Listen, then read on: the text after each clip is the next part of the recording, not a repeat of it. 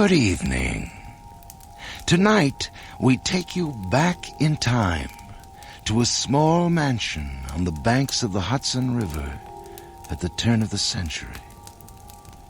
As the story opens, we become immediately aware that we are not joining it at its ultimate beginning, but rather its latest resumption. It is a play based on a short story by Edith Wharton and dramatized by John Douglas. It's called The Maid's Bell.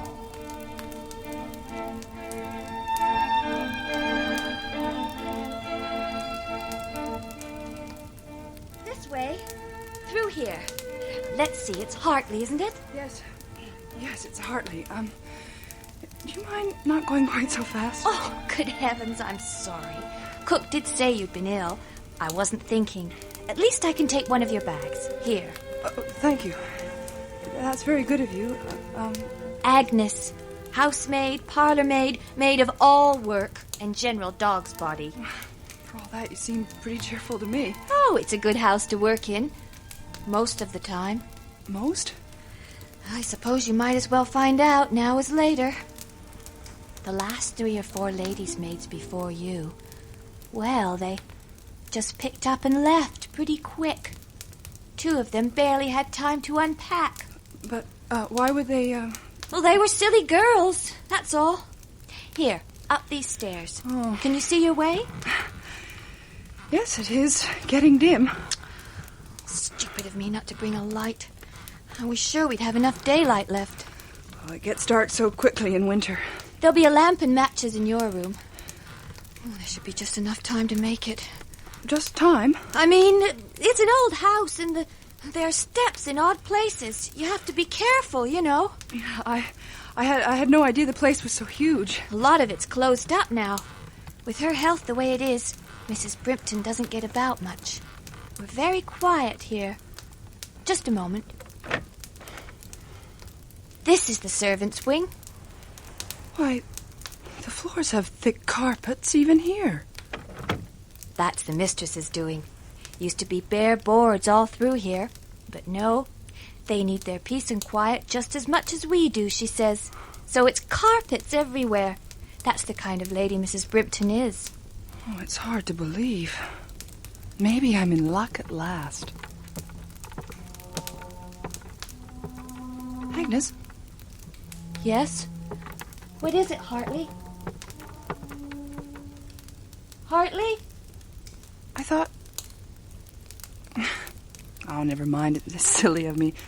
Of course old houses make noises. Sure they do. And you know they sound louder in the dark. We better get a move on if we want any light at all. Of course.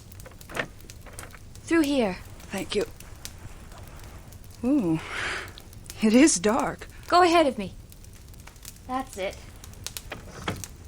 Take my hand. If we go slowly, we should be all right. Your room's at the end of this hall. It's right away from the other servants, so you'll have lots of peace and quiet. Well, that's good. When the day's over, I like to be by myself. I hope you will be. Pardon me? Pleased, I mean, with everything. Oh, I'm sure. Agnes, there is a Mr. Brimpton, isn't there? Yes. He isn't here very often. I see. The one you will see a lot of is Mr. Ranford. He's here almost every day. Now, he's a real gentleman. See it the moment you look at him. He's a friend of the family? Mr. Ranford is a friend of Mrs. Brimpton. Oh, and not of... Oh, Agnes, wait. There they are again. There's what again? It's footsteps. I knew I was right the first time. Now, where can they be coming from when all the floors are carpeted? Listen. Listen, indeed. There isn't a sound. Well, they've stopped. It's an old floor, Hartley. It's the boards springing back behind us under the carpeting. Well, perhaps, but... Yes? Your hand has gone cold. Oh, thank God, here we are. Here's the door of your room. And just enough light from the window. Matches should be right by the lamp here. Ah.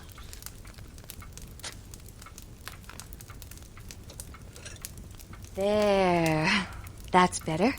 That's a little more cheery now, wouldn't you say? Yes. Just leave your bags by the bed.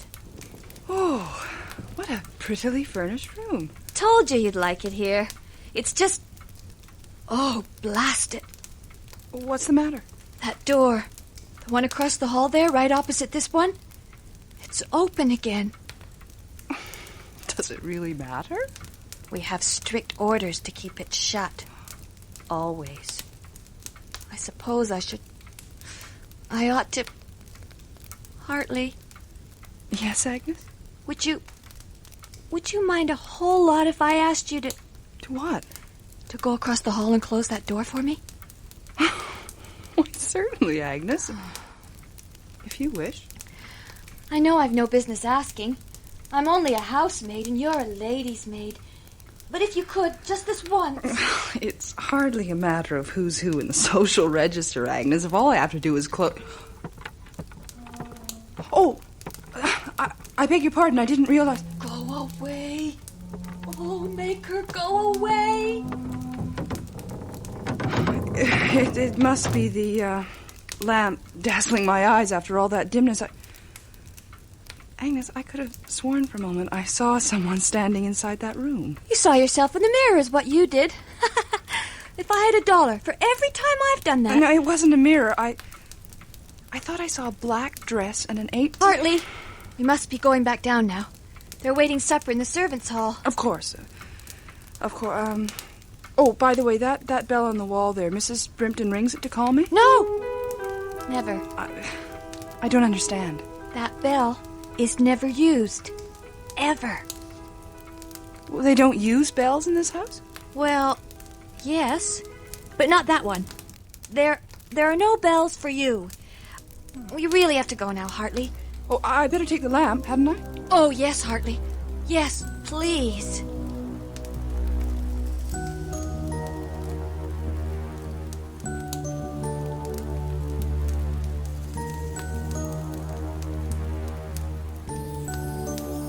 Verily, verily, I say unto you, he that heareth my word and believeth in him that sent me hath everlasting life, and shall not come into condemnation, but is passed from death unto life. The Gospel according to St. John 5:24.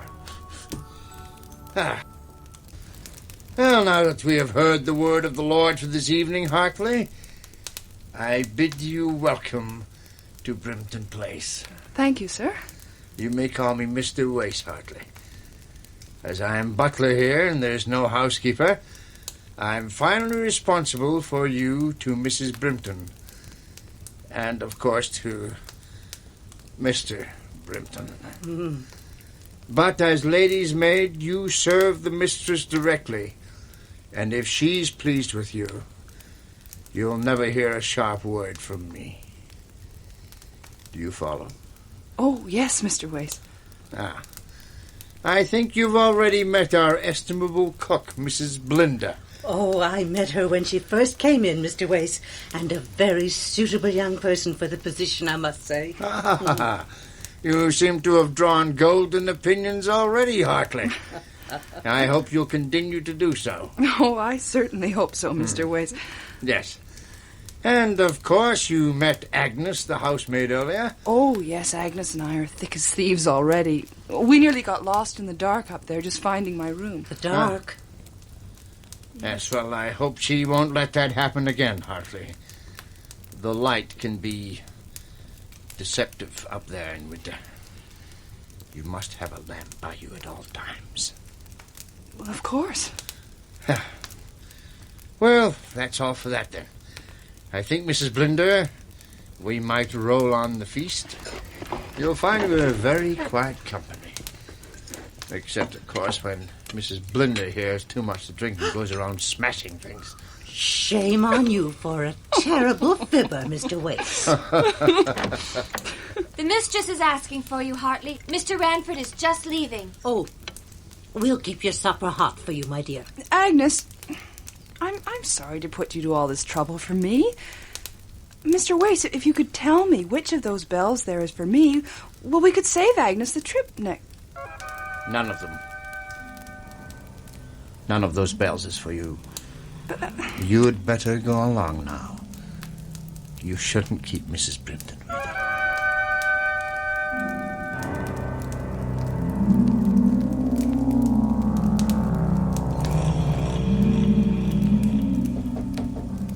Please come in. It's Hartley, ma'am. I believe you sent for me? Yes, of course. Do come in. Thank you, ma'am. Come along now. You mustn't be shy, you know. Oh, I'm sorry. I didn't realize your guest was still here.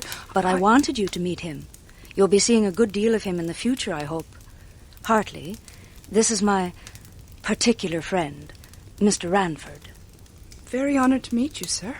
Stephen, this is my new maid, Hartley. Delighted to meet you, Hartley.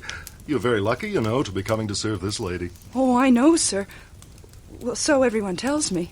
Your servants are shameless in their praise of you, Laura. What do you do to them? I feed them bread and water, and I beat them. Oh, no. Never worry, my dear. Mr. Ranford's house is at the very end of the village.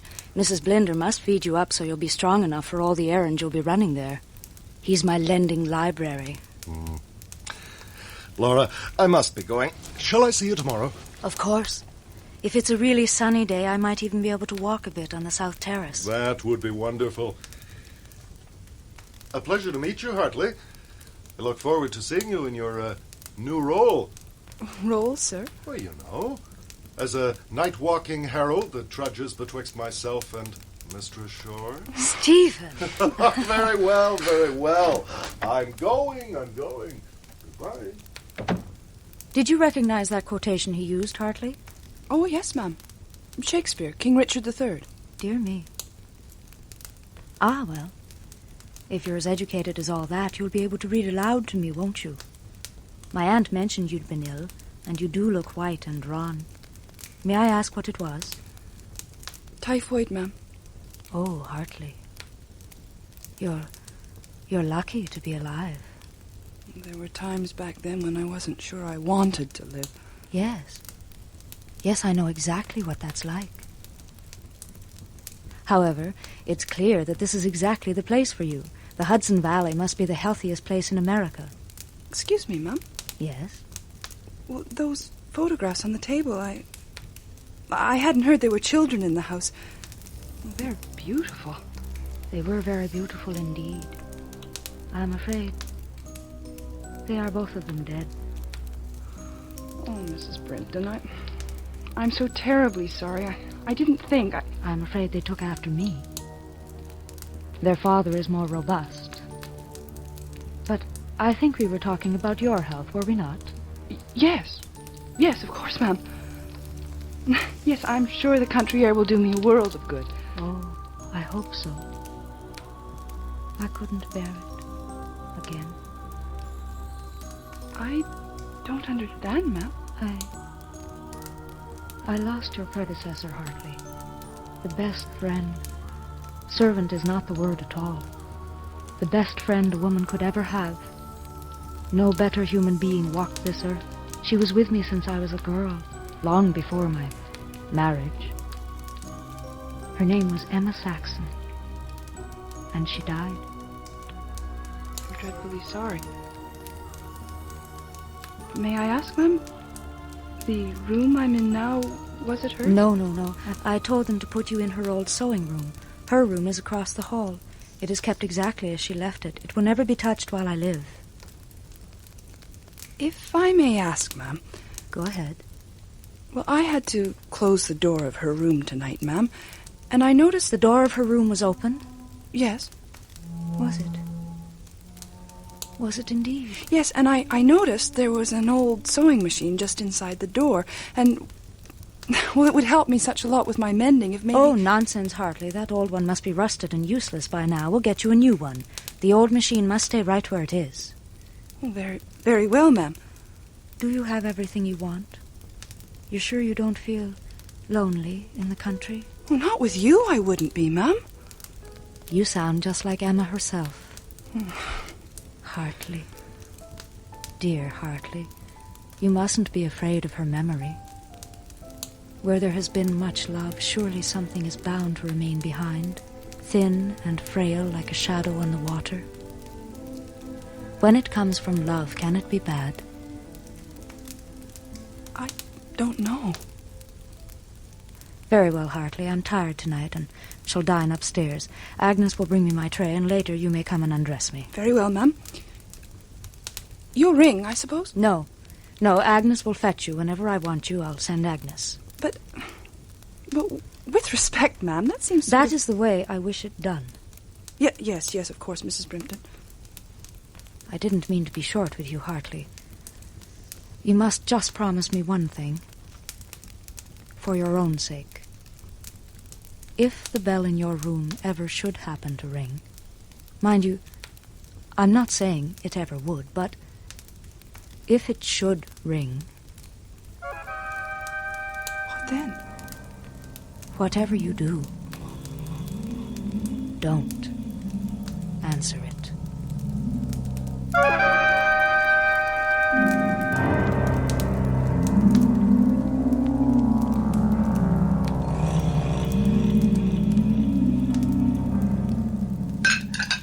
Mrs. Blinder?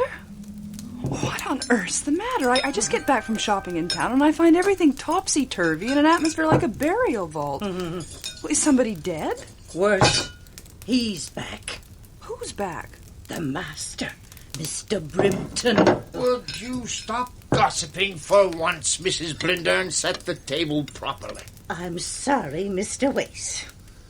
Just wait till you hear what Bible text he reads tonight. Whenever the master's here, it's all fire and brimstone. You never heard such language. Our text tonight is taken from the general epistle of James. A double-minded man is unstable in all his ways. For the sun is no sooner risen with a burning heat, but it withereth the grass, and the flower thereof falleth, and the grace of the fashion of it perisheth. So also shall the rich man fade away in his ways. James 1, 8 and 11. Amen. Agnes. Mind your tongue, girl. It's Hartley had better mind hers. I'm sent to tell her to go upstairs right away. Oh, Lord. He wants to give her a look over. Agnes, I won't tell you again. Hartley, Yes.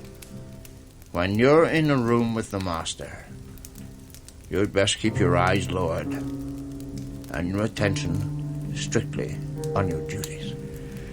Yes, Mr. Wace. Well, excuse me, please. I better go.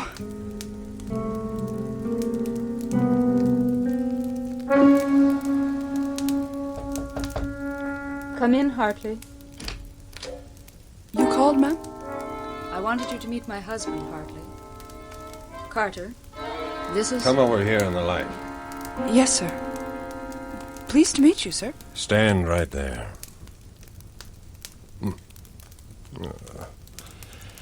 All right. You may see to your mistress. Thank you, sir. Never consider me when you're hiring your maid to do you, Laura. Ah, well. We all have our friends, don't we? Which reminds me, how's Ranford? Pretty boy, but delicate, like you. He'd break pretty easily, I guess. I think that will be all for tonight. Thank you, Hartley. Thank you, ma'am. Good night. Good night, sir. She looks like a damn foreigner to me. She's as American as you or I. I won't have any wops in my house. Do you hear? Do you hear? Good Lord, that poor woman. I hope she and Mr. Ranford... Oh, Lord, who will help her?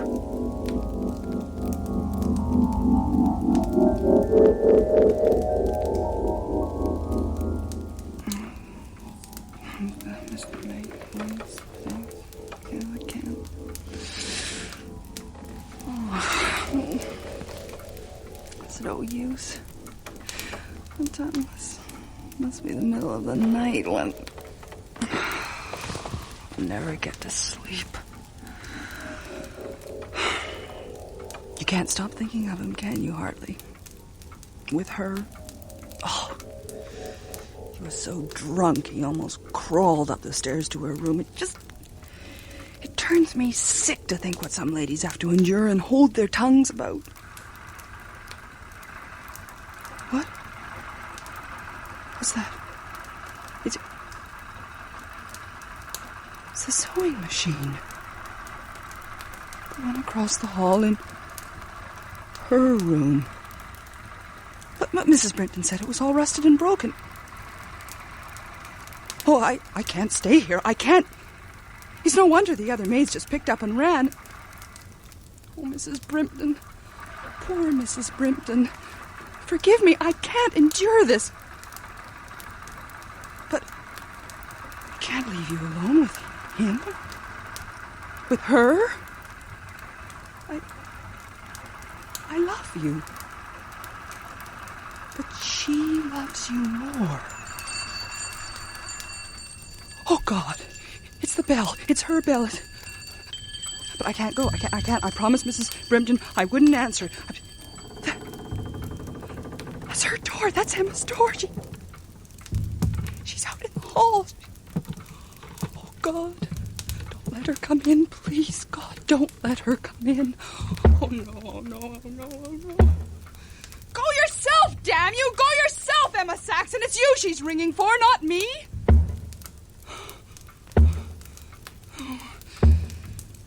Hartley, you have never been a coward in your life, and you are not going to start now. If Mrs. Brimpton's in trouble, you are going to follow that thing to hell and back if it will help her.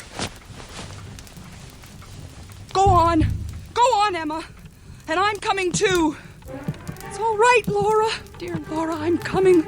We're both coming.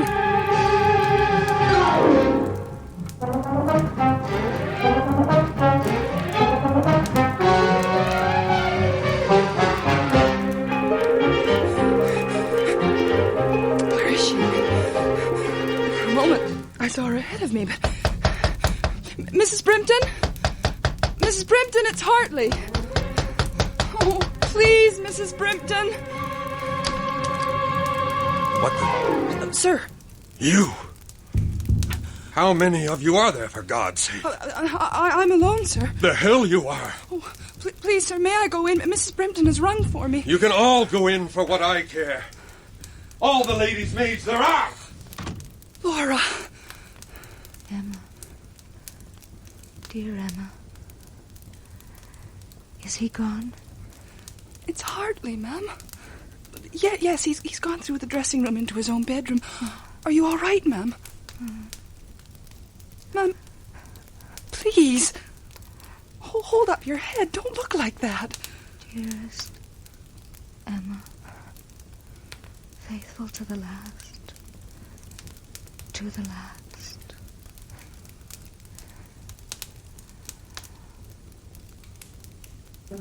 Oh, God. I think she's gone. Oh, God. Mr. Wace! Mrs. Blinder! I think Mrs. Brimpton is dead!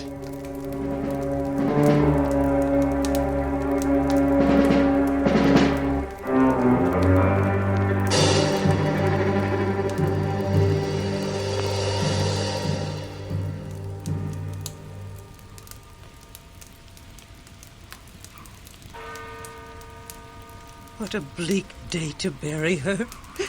Poor soul. Oh, did you see poor Mr. Ranford crying? Mr. Brimpton saw him. Never took his eyes off him the whole funeral. And her coffin right in front of him. And where is he now? The master. No. Jumped in his carriage the instant the funeral was over. To the station, he yells, and never says another word. He's destroyed her. And he's gotten away with it. Do you really think he has? Oh, what could they prove with her poor heart the way it was? He may never even have touched her. Don't you believe it? You know, it's a terrible thing to say, but I saw him go, and I got the impression he wasn't alone in that carriage. Oh, so you saw her too? Mm-hmm. Black dress, white apron, an unusual travel costume. She's got him then. I think so.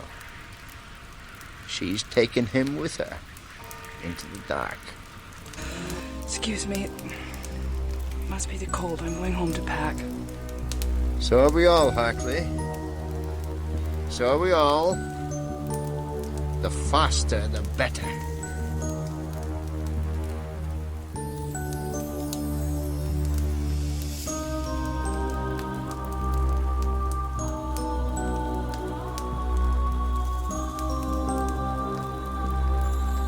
You have just heard The Maid's Bell, adapted for Nightfall by John Douglas, from the original story by Edith Wharton. Featured in tonight's cast were Dixie Seatle as the maid, Hartley, and Chappelle Jaffe as Mrs. Laura Brimpton. Hugh Webster was heard as Mr. Wace, Wendy Thatcher as Agnes, and Marion Waldman as Mrs. Blinder. Mr. Brimpton was played by Richard Donat, and Mr. Ranford by John Douglas. The recording engineer was John Jessup, with sound effects by Bill Robinson. The production assistant was Nancy McElvey. The Maid's Bell was produced and directed in Toronto by William Lane. The executive producer of Nightfall is Bill Howell.